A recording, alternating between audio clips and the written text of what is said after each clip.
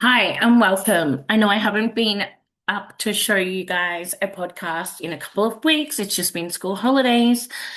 And what a perfect introduction to today's topic. School holidays can be hard, and I started the school holidays motivated, positive, ready for action, all these plans, all these tools, resources ready to go. You may have even seen us do a chill and chat in my free container about what to do to manage the school Easter holidays or just even Easter itself and make that a little bit more calm in the chaos. But let's be real. Let's be real for a second. The reason I created the Calm Mother Code is not because parenting is calm, it's because it's not. And the core in which I do is how to repair and come back from those harder moments, or when you've had meltdowns, or you feel like you're just being hit from every angle and nothing feels positive, nothing feels calm. Everyone's fighting, everyone's arguing, everyone's having meltdowns. You can't even catch your breath for a minute. What's self-care? Um, so that's what I want to talk about today because I've been also feeling like it's a bit of a shit show. And also, on top of that, I went to jump on my own coach's call, and I've missed most of her calls for the last 2 weeks, unintentionally, but just because the day has gotten ahead of me, and I'm like, shit, I missed her call again. And then when I finally gone, I'm going to log on today. I established that daylight savings has changed, and I mucked up and got on too late to her call. So today we're going to talk about those days where parenting has felt hard. As you can see, I don't look my usual glowy self. I haven't been sleeping well lately. I've just been feeling a bit flat. And that's what I want to talk about today because it's so important that I, as a coach, be real with you and talk to you about the realness of stuff because co it's not always rainbows, butterflies, and sunshine. Yesterday, I had a really we've had a couple of tough days over the holidays, but yesterday was a real tough one for me. Well, I just felt quite flat and I had all these fun plans for the kids. But they didn't I just felt irritable and I was unable to regulate myself. I felt like I was constantly like, don't do that, don't do that, don't do that. Let's do this. And I hate being that nicky, naggy, nitpicky parent. I literally hate being that. And I knew that I wasn't feeling 100% myself yesterday. Not because I'm not feeling well.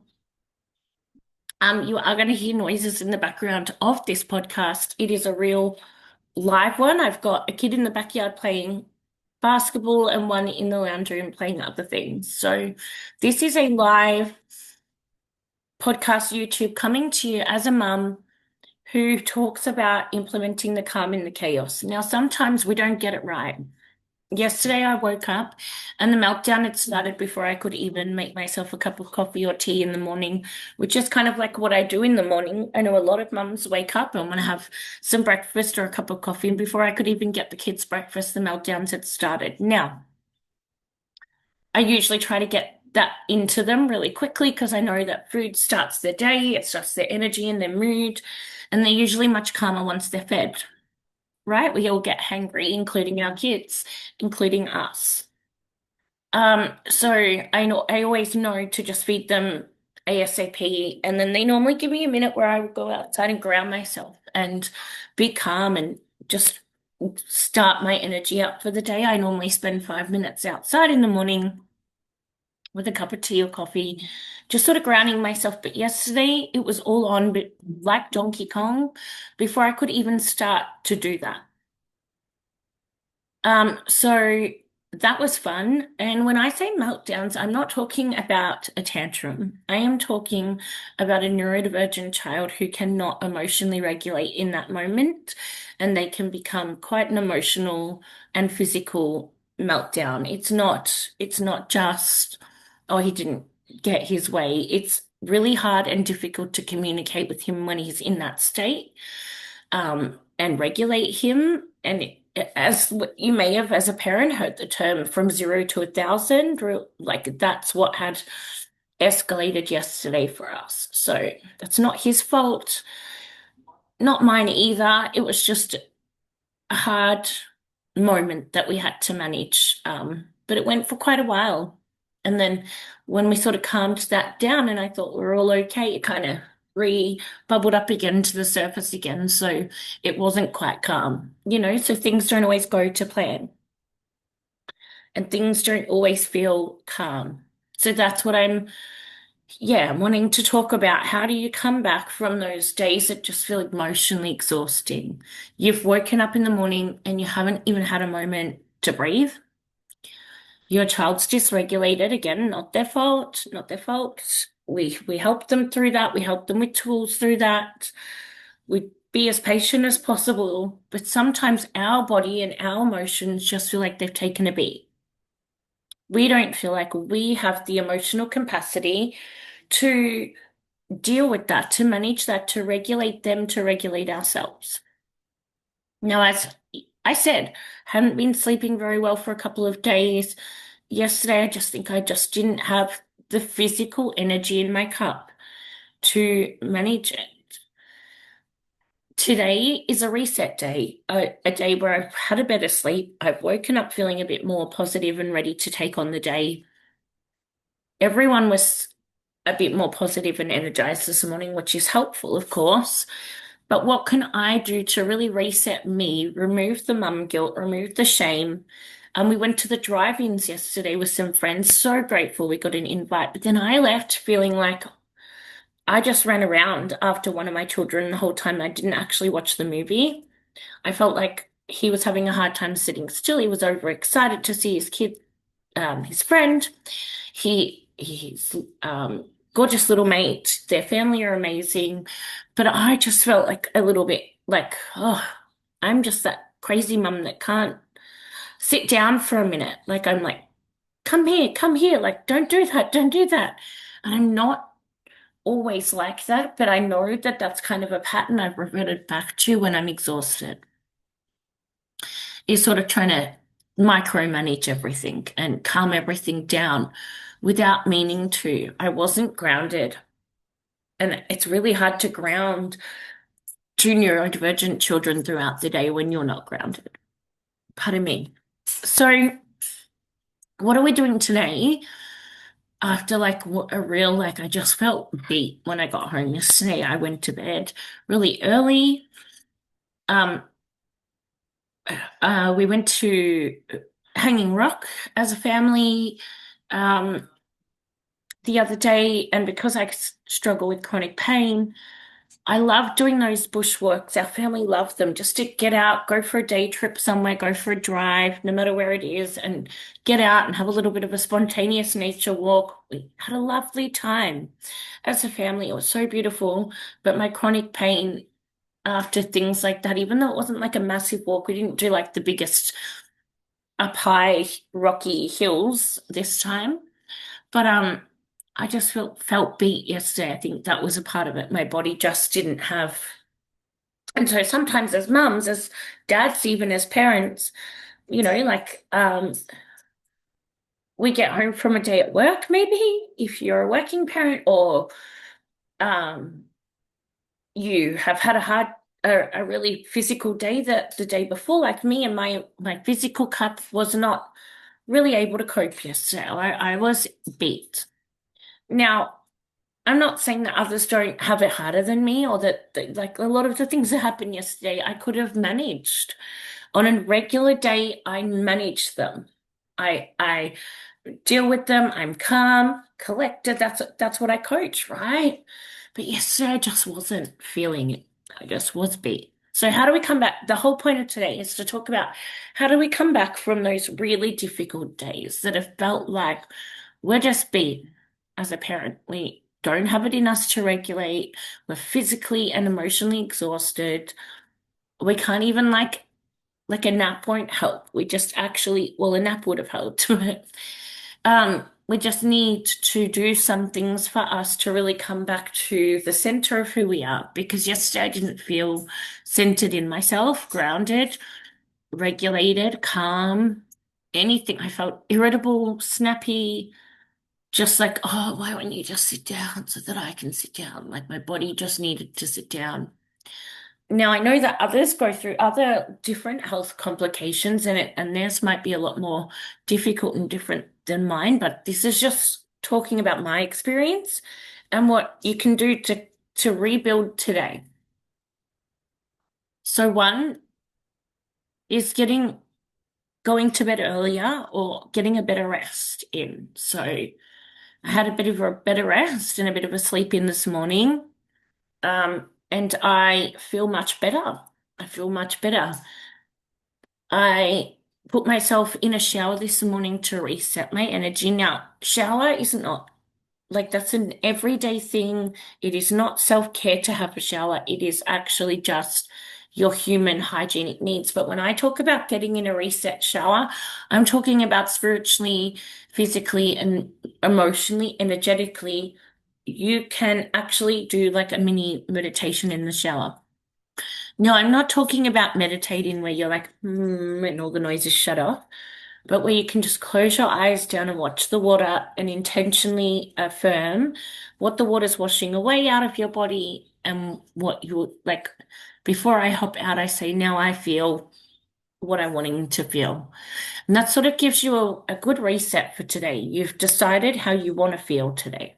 Now, that can also be hard too, because sometimes I decide how I'm going to feel, and then I go, I didn't go to plan like that. And then we carry this mum guilt of not going to plan.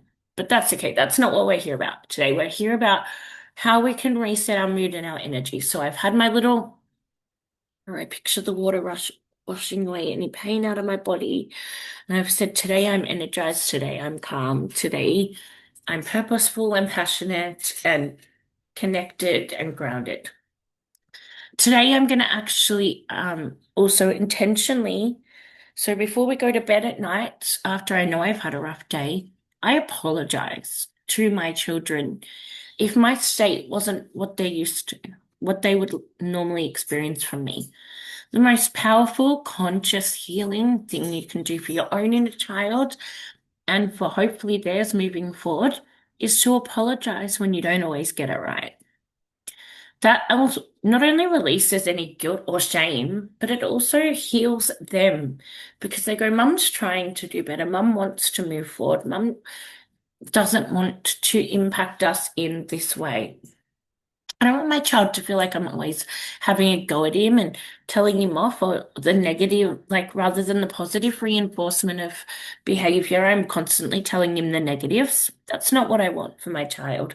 So I've spent some really quality cuddle time before bed last night, just saying, look, Mum's really sorry. Tomorrow we're going to try and achieve this. So we've all said how, like, and I allowed them to tell me what I did that really maybe affected them yesterday. They told me last night, like how I made them feel. And this again isn't to carry guilt or shame, but it's holding space for accountability, which is breaking generational cycles for some of us. Maybe not for you if you're listening, but maybe if you're listening, and I guarantee if you are attracted to my space, that perhaps accountability or healing or reconnection like that maybe wasn't something you experienced as a child either.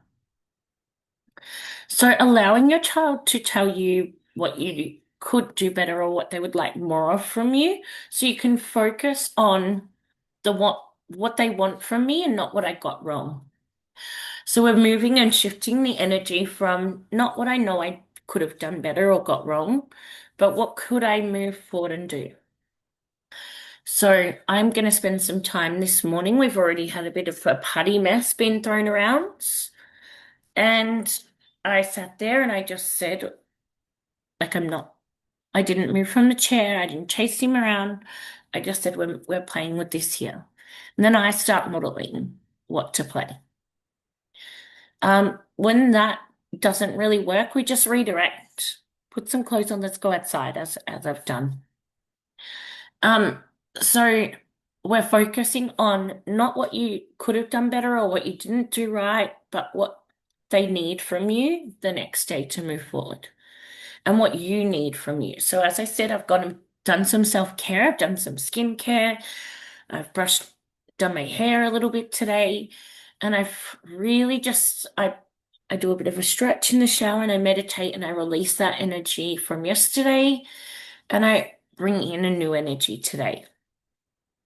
Now, maybe spirituality and things is not for you, but I believe me, the choice you make to affirm this is how I feel today is rewiring your mind and your nervous system more than you know. I hear so many people say, I don't need another mindset tool. Don't give me this fluffy tool. But honestly, you are rewiring your subconscious when you affirm for yourself that this is how I want to feel moving forward. It's the tools that we use to then get there that really support it too, though. So then have had a cup of coffee this morning, and I went and made sure that I got my 5 minutes to start my day intentionally, where I sit by myself outside and I just switch on my brain and my mood. Because when I haven't had the moment to do that, my body just feels all these tangled wires are inside of me. That's how my nervous system felt yesterday. Now, we're going to move forward with going and doing a bit of nervous system reset work, a bit of breath today, and I'm going to consciously pause before I respond today. Consciously pausing before you respond is the key. It's the key to healthy relationships with yourself and with your children. Taking a moment just to pause and breathe before you respond really helps them. I got one sort of smiling. Is that what works, buddy, when we pause? Yeah. Yeah. And so, yeah, I really worked hard to reconnect with them after having not the best day. And as you can see, their response in real time is that, yeah, pausing to breathe before responding works. So I'm going to actually really consciously spend time on self-care today. Now, self-care for me isn't just a skincare. Like I get asked often, what's your self-care routine? Because they think that we've been conditioned to believe that wine's on a Friday night with our girlfriends, or eating cheese for dinner because it's girl dinner, and I'm not saying don't do those fun things. You deserve a bit of fun, but I'm saying we've been conditioned to go out on a Friday night and drink with our girlfriends is self-care, or that the skincare that we use is going to somehow make us feel good about ourselves. It does. It does make us feel good about who we are on the outside. It's great. I feel good after just refreshing my skincare, but when I do it, I actually do like a lymphatic massage of my neck, my head, my face. So that's also helping your nervous system. Self-care is having a smoothie, having grounding time on the grass and pausing to reflect and regulate before you react. That's self-care. Resetting your nervous system, focusing on your health, going for a walk, meditating, that is real self-care. Breaking the generational cycles of what self-care looks like is actually the work that's going to help you. Your children are watching what you do. And so I'm not saying this like again for guilt and shame, but what you do to regulate and reset after you've had a hard day.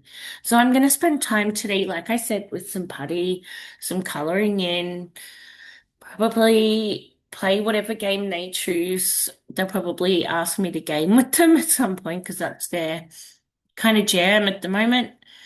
But I'm entering their world, even if I used to be like, I don't want to, I don't want to. I'll be the first to say that. I don't want to game. I don't want to game with you. But do it anyway. Doing it anyway helps rewire your nervous system too. It actually it's like a little bit of child fun. Like we don't understand how much doing childlike things can also help reset our nervous system and rewire us. Like coloring in. I've been doing so much of that this school holidays that I'm like, oh, I love it. It's been really calming for me. But the key is being able to reflect like I said, what you want to bring into the next day, what you want to bring into the next hour, into the next moment, being able to reflect and take accountability of what you need to do to move forward. Go wash your hands. You're okay, go wash your hands. Don't touch your face with it. Sorry, guys. This is like a real-time mum Zoom. I just had all these thoughts that I needed to share.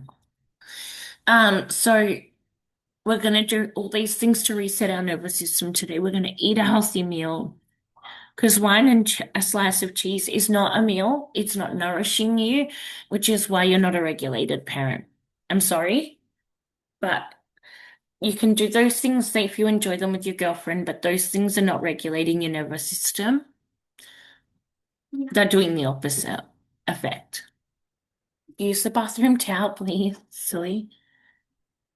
Off you go. Good job. Good job.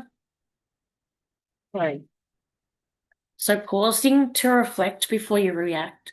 Ask your child what they would like more of from you. I bet that'll shift for you. I really believe that that shifts things when you can do that. And then what are you going to do? So I've said, I know I haven't been sleeping properly, so I'm going to consciously focus the next week or so that I get a better sleep every night. You can see that I haven't been sleeping well. I'm going to consciously make sure that I eat well today, that I have a smoothie today, that I have my detox water that I usually have most days, so that I'm still nourishing my body. Because the way you care for you, that is self-care. The way you care for your body intuitively for what your body's needs are and the habits that you stack are self-care. But they also help regulate you and energize you as a parent. So today, if any message I can leave you with, because they're starting to sort of gravitate back inside and the calm and the chaos is getting louder closer to the Zoom I'm doing. But uh, I want to leave you with this. It's the consciousness, the conscious connection and the conscious habits you make that can help reset you after a tricky parenting day. They build a strong connective relationship with your children, but with yourself, and it removes mum guilt and shame. I used to feel like, why am I always like this? I don't carry mum guilt anymore because I know that I can shift it. We're allowed to have bad days, we're allowed to get it wrong, but we know how to shift it, and that's where the empowerment lies. So I just want to leave you today with those conscious thought patterns and beliefs and hope that that helps you to choose some conscious shifting. Like I said, go for a walk, do some exercise, eat a healthy meal, practice your breath work. Now, if you want more tools to help support this, of course, you can join the Calm Mother Code because this is what I do.